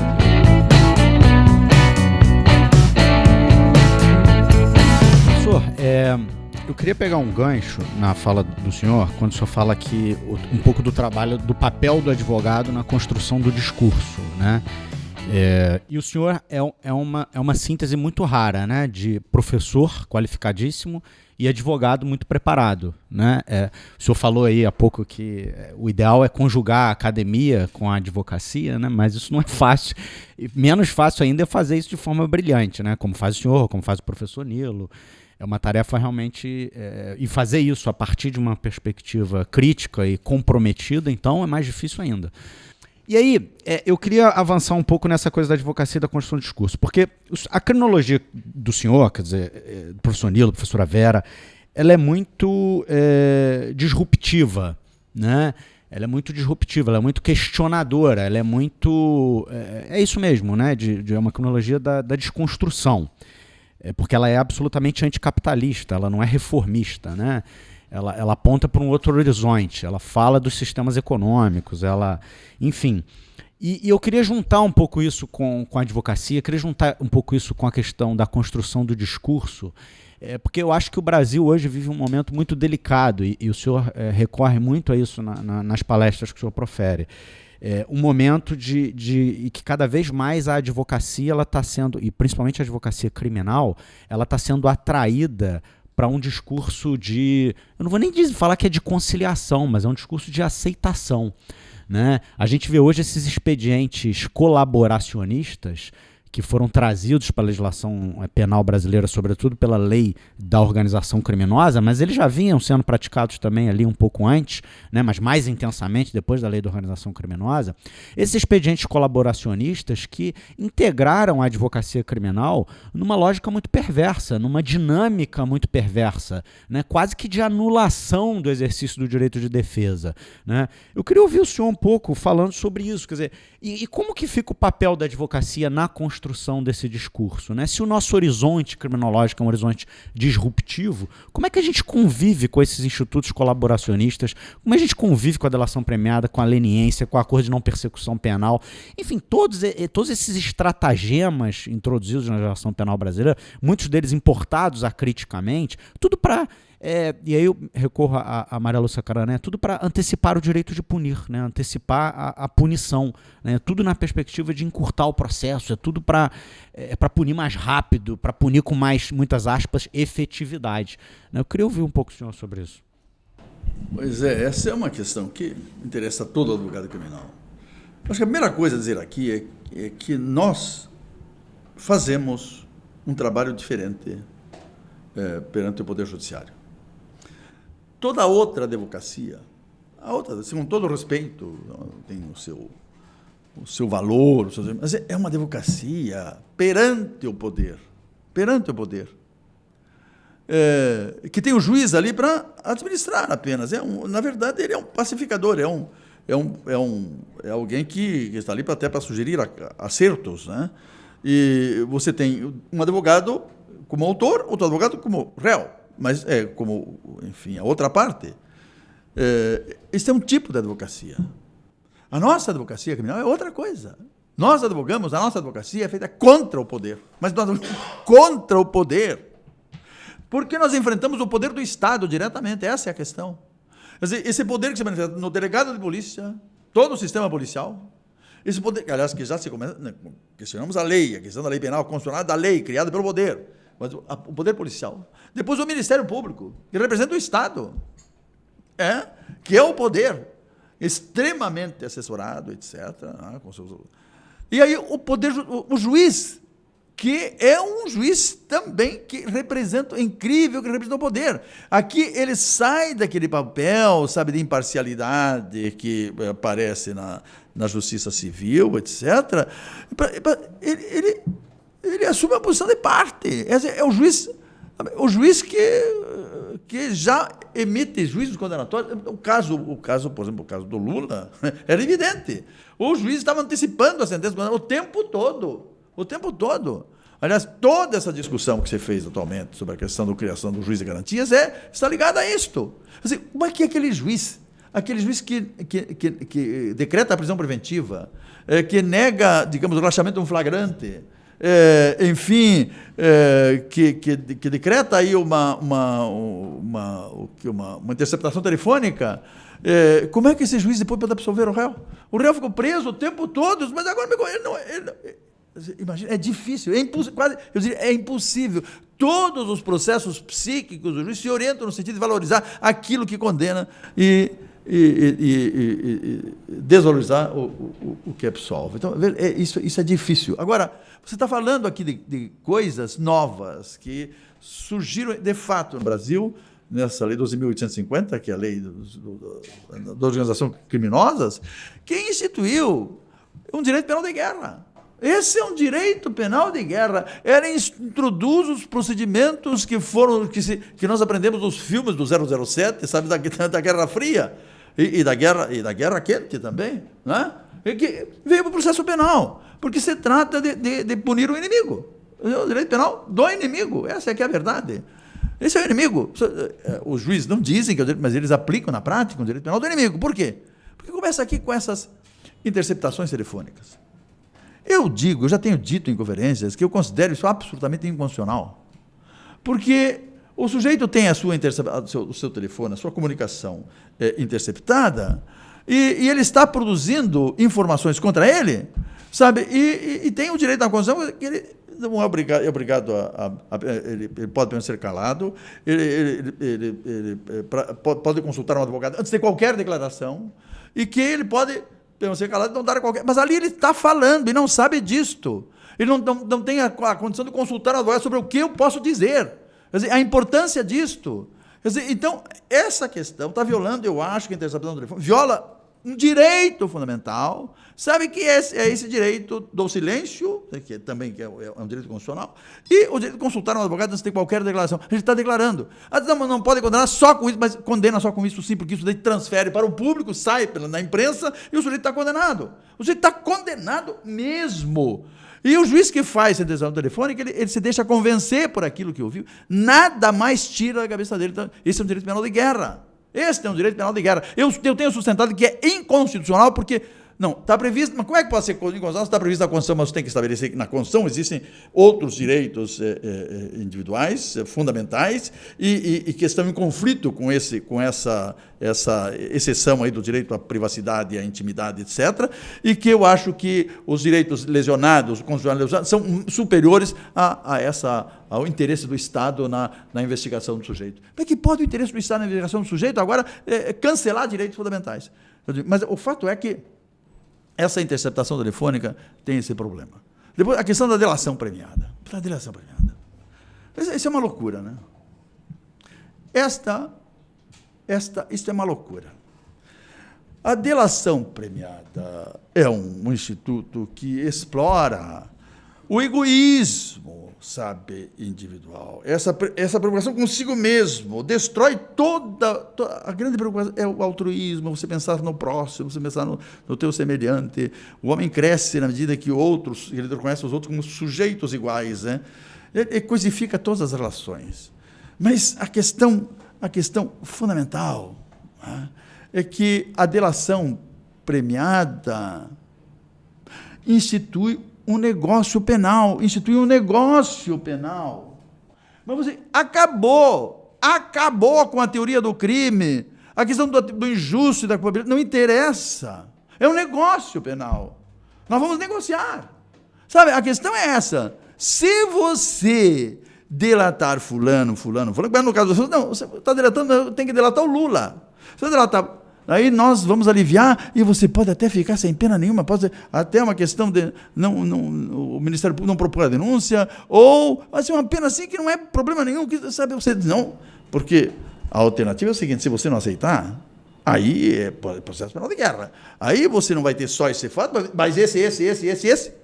O sujeito fica louco, mas é claro, o que eu vou fazer? Vou pegar 500 anos, depois 50 anos, depois 40 anos, agora 40, levar para 40, que estão loucos, pensando que a pena pode reduzir a criminalidade. Isso é loucura, pura loucura. Aí o sujeito, o que faz? Ele acaba aceitando. Aí o sujeito delata até a mãe. Porque delata o negócio penal. Acabou. Para que vai estudar direito penal? Aí, os caras, advogados ganhando rios de dinheiro, não conhecem nada de direito penal, mas eles têm amizade com o promotor, eles são amigos do delegado, sabe? Fortunas, não conhecem o injusto, nada sobre culpabilidade, não precisa, conhecemos os caminhos, sabe? O negócio penal, isso é uma barbaridade, acabou. Não precisa nem faculdade de direito mais. Você tem que saber como fazer uma delação. Quer dizer, e aí é isso que eles aprenderam. Então, saber como chegar ao juiz, olha, senhor juiz, vamos fazer, que tal, vamos fazer uma delação aqui. Isso é uma loucura. Acabou, não precisa faculdade de direito, só aprender a delatar. Aliás, precisamos criar uma disciplina agora, como a delação e suas consequências, alguma coisa assim, a teoria da delação. Teoria da delação. Essa teoria, porque eles não têm uma teoria, eles conhecem tudo praticamente, né, os efeitos práticos. Teoria da delação. Mas é um negócio penal. A negociação. Acabou. Quer dizer, tudo virou mercadoria. Veja que tudo, no capitalismo, tudo é mercadoria. Vocês assim, a pena é uma mercadoria. Mas isso dizia Pazucanes, em 1926. Ele vai estudar a pena com o conceito de mercadoria. O valor de uso, o valor de troca. Veja que coisa. Agora, mas aqui, importamos da onde? Dos Estados Unidos. Veio lá a interceptação telefônica, veio a delação premiada, a pena como mercadoria. Quer dizer, e você veja que a sorte do processo agora, do sujeito no processo, depende da sua capacidade de negociação.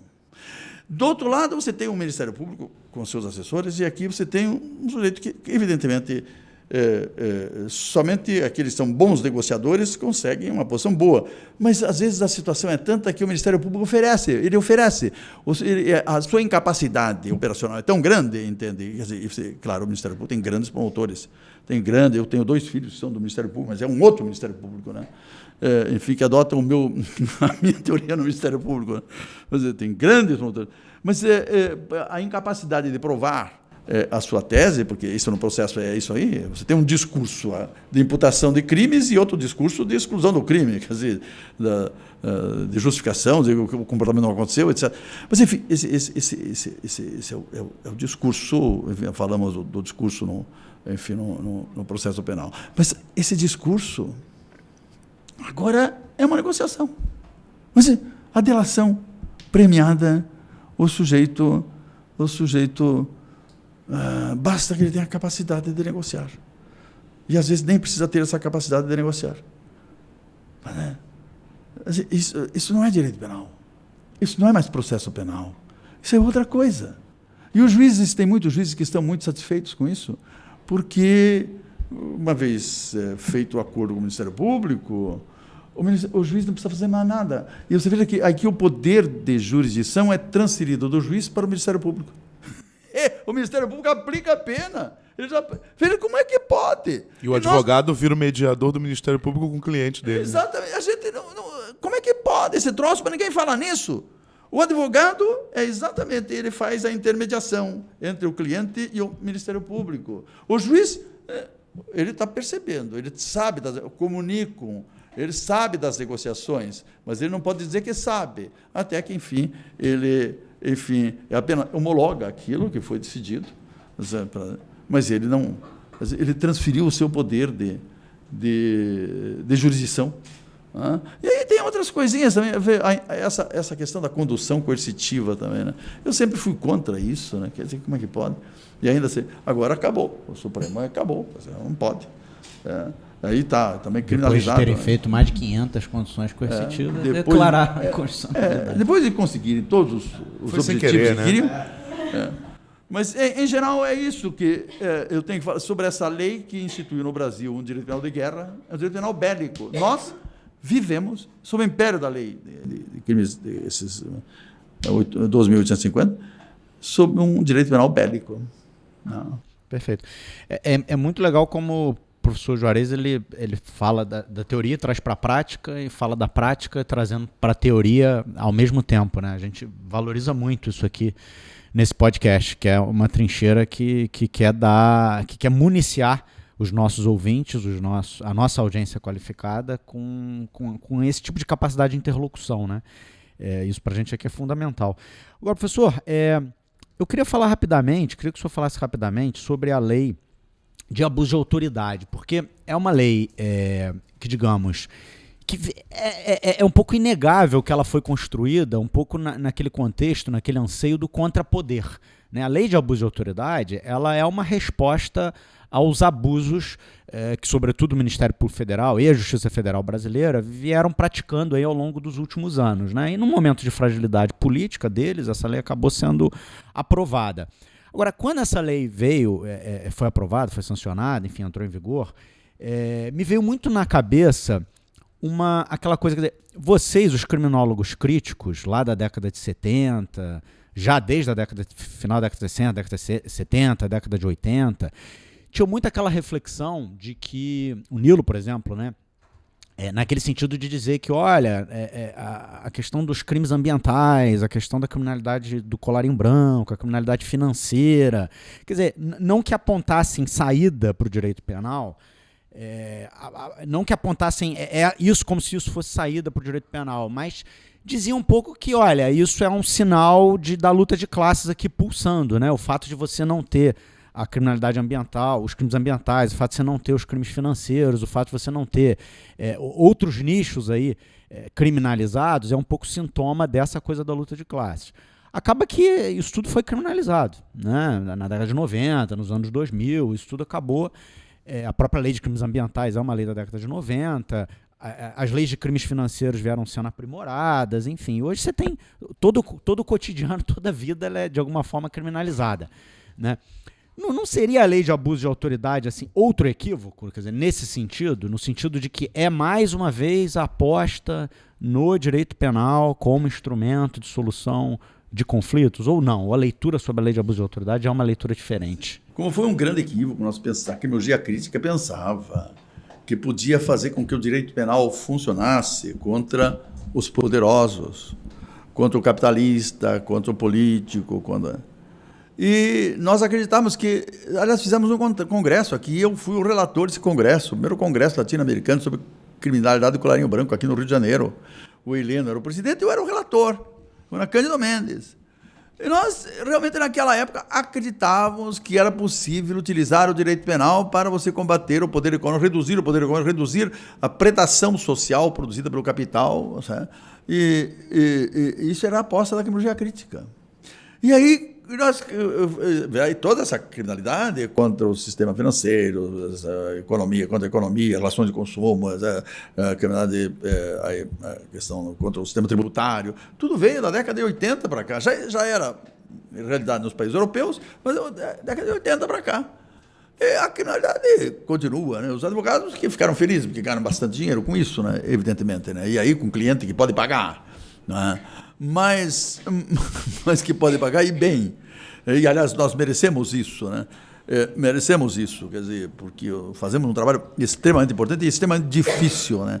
É a advocacia mais emocionante que existe. Aliás, é a única advocacia emocionante, né? Que quase mata do coração. Para ser advogado criminalista tem um grande coração. E aí, um coração muito forte, né? E aí descobriu-se que o direito penal não funciona contra os poderosos. E aí a criminologia, sabe, mas como? Mas na criminologia radical, só estou dizendo isso porque era o que se acreditava. Em 1979, quando eu defendia a criminologia radical, isso parece... E eu não mudei porque esta era a verdade na época para a criminologia crítica. Depois Acho que isso... E temos que, na verdade, deixar de valorizar, de pensar no direito penal como forma de solução de problemas sociais e, na verdade, temos que descriminalizar e reduzir o direito penal. Quer dizer, aí vem a proposta do Sandro Barata do direito penal mínimo, né? Quer dizer, reduzir o direito penal porque, na verdade, ele ainda diz, o direito penal ainda tem um papel, por incrível que pareça, a criminologia crítica do tem um papel a cumprir. Como é que você consegue resolver o problema do homicídio, digamos, com multa, com apenas indenização? A questão do estupro, vamos resolver por indenização? Então o sujeito é um banqueiro, ele tem lá contrata só funcionários muito bonitas, e aí ele estupra quem ele quiser. E, não, eu pago. Esse é o problema. E a questão pessoal, essa é a deformação do capital. Ou você pratica homicídios, vamos resolver. Não, ele paga. Mas como? Isso não é possível. Então, em relação aí, a crimes contra a pessoa, contra a liberdade, contra a sexualidade, você precisa do direito penal. Por resto, não precisa. Então, essa é a ideia da criminologia crítica. Mas você fez uma outra pergunta, uma outra questão. Assim, a questão de se a lei de abuso de autoridade. Se a lei de abuso de autoridade não é outro equívoco. Eu examinei essa lei, li toda a lei e resolvi fiz um artigo que vai estar saindo no boletim do IBCCRIM. Eu sei que não estou antecipando, isso aqui não viola o ineditismo, que estamos falando sobre isso.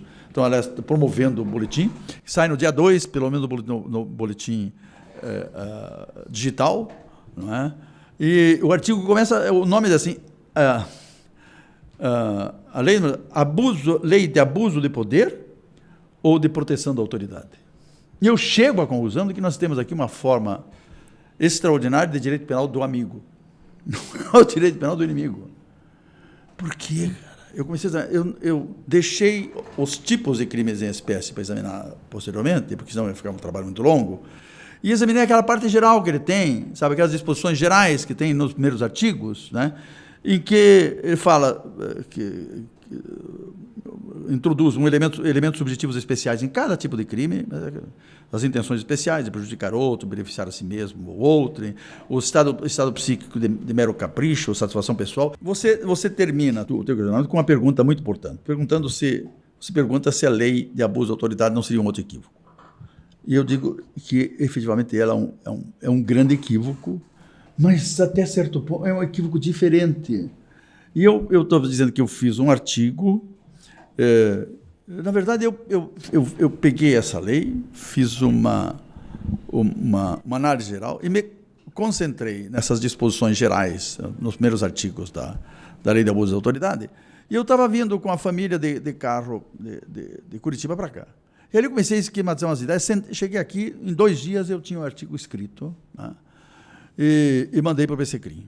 Esse artigo, eu tenho certeza que não estou aqui nem violando o ineditismo, que nós estamos falando e está promovendo a divulgação desse artigo no boletim do IBCCRIM. Eu intitulo o artigo dessa forma.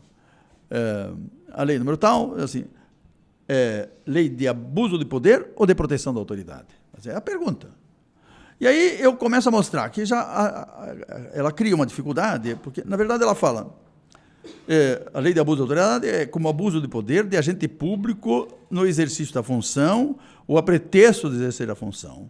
Então, eu começo definindo o que é a função, o que é poder, sabe, falo aí da relação, o conceito de poder de Foucault, não é, como relação de força. Aí Foucault, quando fala do poder como relação de força, poder é o que reprime. Depois ele modifica um pouquinho, ele trabalha aí com a noção de que vem não de Freud, mas de um psicólogo, eu já me lembro o nome dele, assim, o poder é o que reprime. E que efetivamente, e por isso, porque ele tem esse poder é o que reprime, é que ele garante as próprias relações de produção. O poder, do ponto de vista jurídico, como posse de bens ou de riqueza, o poder do ponto de vista econômico, eu falei isso aqui antes, né, como reprodução das relações de produção, também. Mas, na verdade, o poder é uma relação de força e, essencialmente, é aquilo que reprime. Então, aí eu vou estudar como é que funciona essa lei em termos de repressão. Né? Já começo dizendo que esses tipos de crimes que são acrescentados, que são desses elementos subjetivos especiais, que são elementos diferentes do dolo. O dolo conduz à ação. Esses elementos subjetivos especiais, eles, de certa forma, qualificam a ação. Eles são diferentes do dolo. Não precisam se realizar concretamente, mas tem que existir. Não precisam se realizar concretamente, mas tem que existir no psiquismo do autor.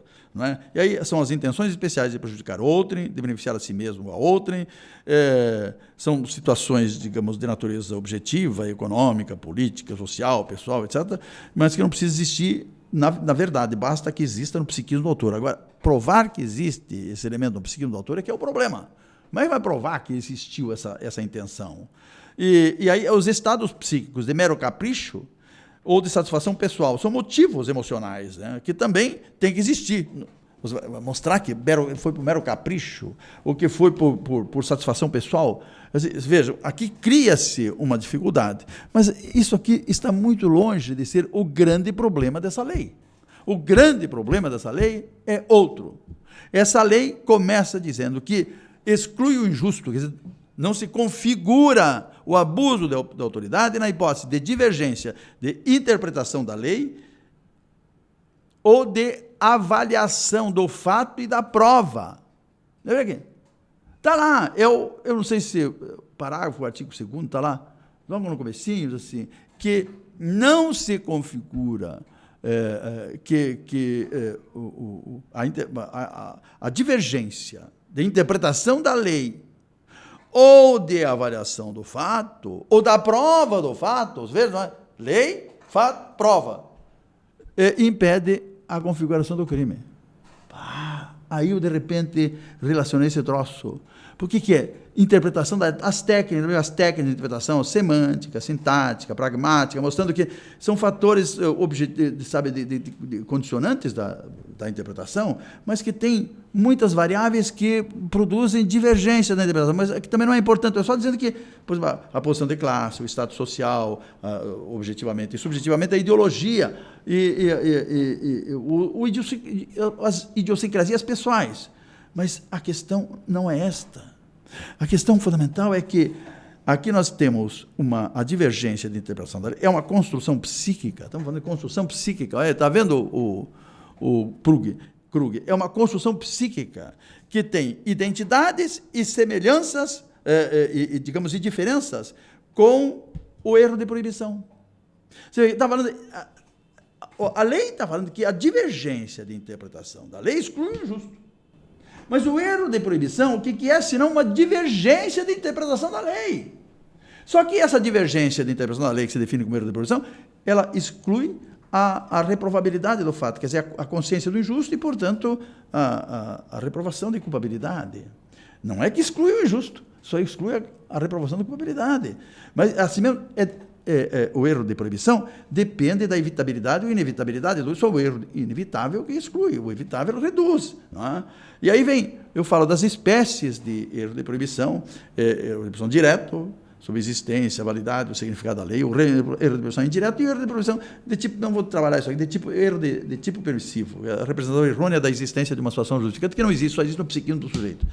É quase um erro de fato, quase erro de tipo, mas é um erro de tipo, chamado de tipo permissivo. O que eu estou dizendo aqui é o seguinte: criou-se uma situação que, para a criminalidade comum, quer dizer, a outra criminalidade, né, que não é o uso de poder, a divergência de interpretação é definida como erro de tipo, erro de proibição, mas que você tem que mostrar que aquilo era inevitável para produzir uma coisa. Agora, aqui, no abuso da autoridade, o erro de proibição é uma simples divergência de interpretação. Entendeu? Que não, a lei não estabelece o limite, é qualquer divergência de interpretação, mas a interpretação é essa. Mas essa é uma interpretação meio assim, meio besta, mas não importa, é a minha interpretação. Você não está me chamando de besta, né? Não, é a minha interpretação. Você entendeu isso aqui? Eu estou dizendo aqui, criou-se uma área nebulosa aqui, sabe, que inverte-se, inclusive, o princípio do indúbio pro réu.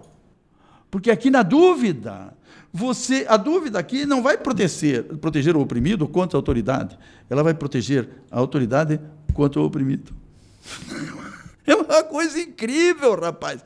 E eu estou dizendo isto, que esta lei, a divergência de interpretação, na verdade, que inverteu o indúbio pro réu. Mas a coisa mais importante, inverteu o indúbio pro réu. Mas a coisa mais importante é que, na verdade, é essa amplitude excessiva. Qualquer divergência de interpretação exclui o abuso de autoridade. Então, é isso que eu digo, nós criamos um direito penal do amigo. Porque o legislador com uma mão, ele criminalizou, e com a outra mão, ele descriminalizou. É uma coisa incrível, mas tem mais. Não é só isso. Olha aqui. A questão da avaliação de fato. Interpretação da lei, avaliação de fato. Avaliação de fato. Porra, como é que nós percebemos os fatos? Pela percepção sensorial. Aí avaliamos os fatos, diferenças na avaliação de fatos são dadas pelas emoções, pelos valores do sujeito, etc. Mas temos aqui a mesma construção psíquica do erro de tipo. Agora não é erro de proibição. Eu estou falando que nós temos uma construção psíquica em que a divergência de avaliação do fato, segundo a lei, exclui o injusto de abuso de autoridade. Mas o erro de tipo só exclui o dolo. É o mesmo, é a mesma divergência. Você o que tem no erro de tipo? Uma divergência na avaliação do fato. É isso. Eu pensei que essa coisa era minha, por isso que eu levei. Eu não sabia que a substância era droga. Erro de tipo. Então, aqui é a avaliação do fato. Eu estou dizendo que na criminalidade comum, a divergência de avaliação do fato é erro de tipo. Pode excluir o dolo, se for, mas exclui o dolo. Aliás, mesmo o erro evitável exclui o dolo. Mas que no abuso de poder, o erro de tipo existe como divergência da avaliação do fato, quer dizer, exclui o injusto.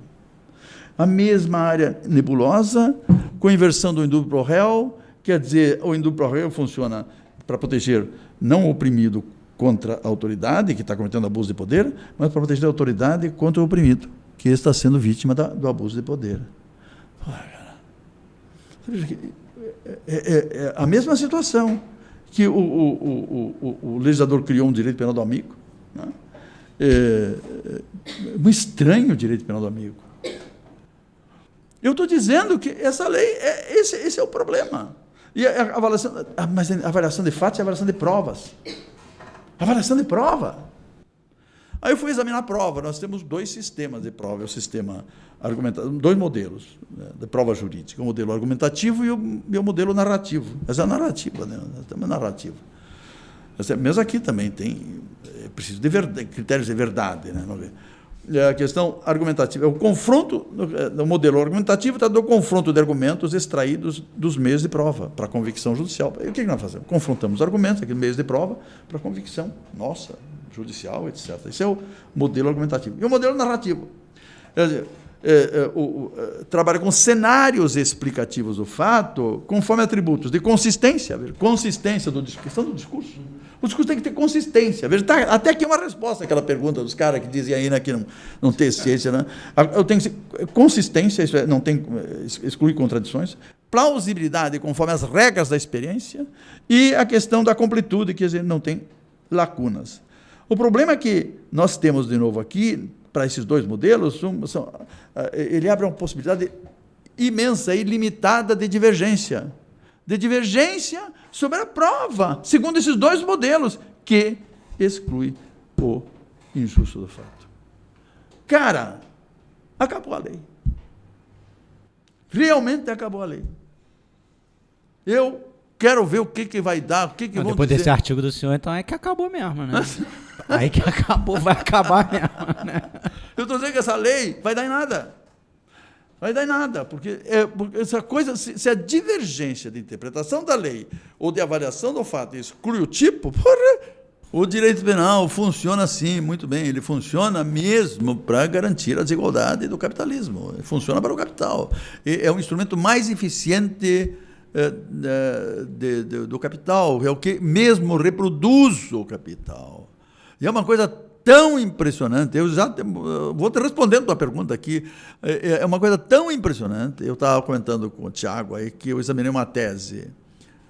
Eu examinei uma tese esses dias em que ele fala, o Alemani, é o Fernando Alemani, uma tese, olha, eu tenho que publicar isso aí urgentemente, em que ele mostra, ele vai além do Russell Schreiber, né?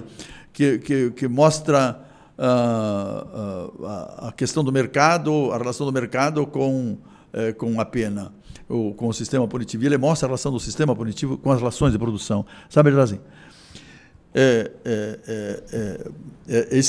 essa polícia opressiva, repressiva, essa política de repressão, enfim, e com criminalização por coisas insignificantes, quer dizer, e essa crueldade, eu diria, esse vigor repressivo, não só da política criminal, mas através da polícia especialmente, não só, mas através da polícia, cria uma situação para, enfim, as classes subordinadas, ou, digamos, subalternas, mas especialmente para aqueles segmentos que estão fora do mercado de trabalho, quer dizer, os marginalizados, olha, a questão é a seguinte, quer dizer, a repressão penal, o rigor da repressão é tão forte, a pena é tão atroz, que eu aceito as condições de miséria do salário, quer dizer, sabe, porque ele cria não deixa opção, porque a opção é você enfrentar a polícia, você ser morto pela polícia, você ser preso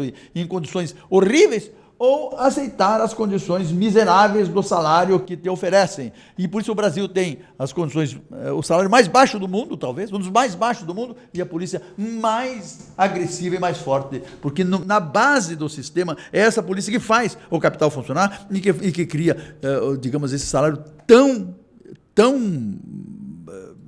ínfimo. Por que o trabalhador aceita? Aceita porque a alternativa é pior. Desculpe, não sei se era isso. Mas... Fantástico, era exatamente isso. Fantástico. Era exatamente isso, melhor impossível. Então, professor, a gente está, infelizmente, chegando ao fim dessa aula, né, majestosa, incrível que a gente teve aqui hoje. Eu acho que foi tudo muito proveitoso e, enfim, vários insights, várias ideias aqui para a gente continuar explorando, né, nos debates que a gente vai continuar levando a cabo aqui nesse podcast. Queria dizer da nossa satisfação mais uma vez de tê-lo aqui, falando sobre esses temas todos. Poxa, falou sobre teoria, falou sobre prática advocatícia, falamos sobre lei de abuso de autoridade, falamos esse panorama, essa visão panorâmica geral e tão rigorosa do ponto de vista científico sobre esse estado de coisas contemporâneo do Brasil hoje, né? Quer dizer, isso é uma exclusividade, é uma coisa que nos deixa muito feliz realmente. E eu quero passar, então, a palavra para os meus companheiros aqui de bancada, se despedirem do professor e da nossa audiência. E com aquela nossa... Vou pedir ao professor Juarez, como eu faço habitualmente aqui com os nossos convidados, como a gente faz, professor, a dica de um livro para a nossa audiência qualificada, com uma condição, que não seja um livro jurídico. A nossa pequena condição aqui, porque a ideia é abrir a cabeça da galera para outros saberes e pode ser literatura, pode ser qualquer coisa, desde que não seja direito, porque a ideia é essa, o que pessoal, não seja direito, que não seja direito puro, vamos dizer assim. Pode ser criminologia. Pode, claro. A ideia é que não seja direito puro, para a gente poder abrir a cabeça do pessoal para outros horizontes aí do conhecimento. Então eu vou passar a palavra para o Krug, que está mais distante fisicamente, mais perto aqui da gente, nas intenções e no empenho de preparação e de condução desse podcast. Valeu, Krug, queria dar esse seu tchau. Olha, eu só queria, na verdade, em nome do Segurança dos Direitos, em nome do Introcrim, agradecer o tempo, a disposição e o brilhantismo dos comentários do professor Juarez. É sempre um prazer escutá-lo e eu tenho certeza que a nossa qualificada audiência também há de concordar com isso ao estar nesse momento, né, finalizando esse podcast. Só queria deixar o nosso agradecimento, professor. Agradecer mais uma vez ao professor Juarez a participação, muito legal a entrevista. Até tive a oportunidade de testar algumas hipóteses de trabalho e discutir a gente reparou, a minha Thiago, pesquisa. A gente reparou. Não, você se aproveitou. Não, mas é óbvio, mas é claro. Enfim, agradecer muito a participação. Foi, de fato, uma baita conversa em que a gente sempre tem a oportunidade de aprender mais com o senhor. Então, professor? Eu queria dizer da minha satisfação de participar desse podcast. Foi uma alegria muito grande aqui, conversando com vocês e com o nosso público, falando sobre as coisas que me interessam, que eu estudo, que eu penso que conheço, enfim, mas sobre as quais eu efetivamente tenho muito o que dizer. E a história da minha vida é essa história, né, de você estudar para comunicar. Quer dizer, não tem sentido você estudar para si mesmo, né? Quer dizer, eu estou me esclarecendo. Você tem que se esclarecer e comunicar, enfim, o que você esclareceu para você mesmo. A comunicação é fundamental. E essa comunicação tem que ter um conteúdo de verdade, né? Porque é aquela verdade na qual eu acredito. Então, existe uma verdade objetiva, pelo menos dentro do tempo em que a gente vive, né? Qual vai ser a verdade a respeito da ciência, do direito penal, da criminologia, da política, será que há 100 anos? Nós não podemos saber. Não, realmente não, mas podemos saber o que temos por verdade hoje. Foi uma grande alegria mesmo, e eu sempre fiz isso com muita alegria, e por isso nunca é uma atividade burocrática, né? Minhas emoções estão presentes nisso o tempo todo. Eu não consigo fazer ciência sem me emocionar. Imagino, é uma atividade emocionante. Não tem nada de burocrático, nada de chato nisso, é muito impactante, né? Um livro, mas olha, é difícil indicar um livro. Tem muitos livros, né, que eu acho importante. Não vou indicar um livro meu, evidentemente, né, mas eu indicaria o livro do Barata, né, Criminologia Crítica do Direito Penal, que eu traduzi. Né?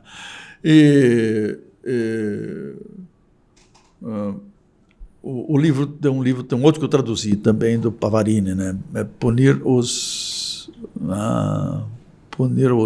inimigos, punir os inimigos, né? Que é um livro que eu acho, então, aí estamos prestando homenagem a dois grandes criminólogos, grandes amigos que já morreram, mas não são livros de criminologia, não são de direito penal. E o livro do Sandro Barata, eu acho que ele deu um estatuto diferente para a criminologia, né? Porque ele faz aquela junção aí, então, entre o marxismo, e eu fiquei de falar nisso, não falei? Entre o marxismo e o Leibniz. O Leibniz com uma teoria subjetiva e o marxismo com uma teoria objetiva da estrutura social, das relações políticas, etc. E o Leibniz como a teoria subjetiva, psicológica que nós precisamos. Então, é isso aí. Com a presença do professor Juarez aqui, esse podcast fica 2 apertos de mão do Alessandro Barata. Que é a nossa inspiração principal, Alessandro Barata, né? E o professor teve uma relação muito íntima e acadêmica, intensa com o Alessandro Barata, seu pós-doutorado, inclusive. 2 anos. Foi com ele, né? Então a gente fica apenas 2 níveis distantes do nosso inspirador, do nosso grande inspirador. O professor Juarez, quando ele falou aqui de criminologia, de direito penal, coisas que ele pensa conhecer, é um recado para corrigir a autoestima daquele homem hétero, cisnormativo, que está chegando com tudo no carnaval, né? Veja, o professor Juarez falou que ele pensa que ele conhece direito penal e criminologia, né? Imagina você que acha que é alguém importante, né? Então é um recado para corrigir aí a autoestima da galera mal localizada. Bom, com isso, pessoal, a gente se despede de mais um episódio do nosso podcast Segurança dos Direitos.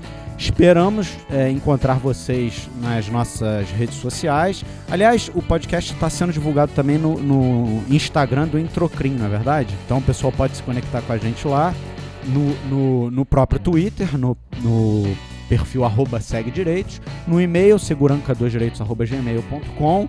E, enfim, estamos aí completamente à disposição de vocês para continuar interagindo. Foi uma satisfação muito grande. Um grande abraço, pessoal. Até a próxima.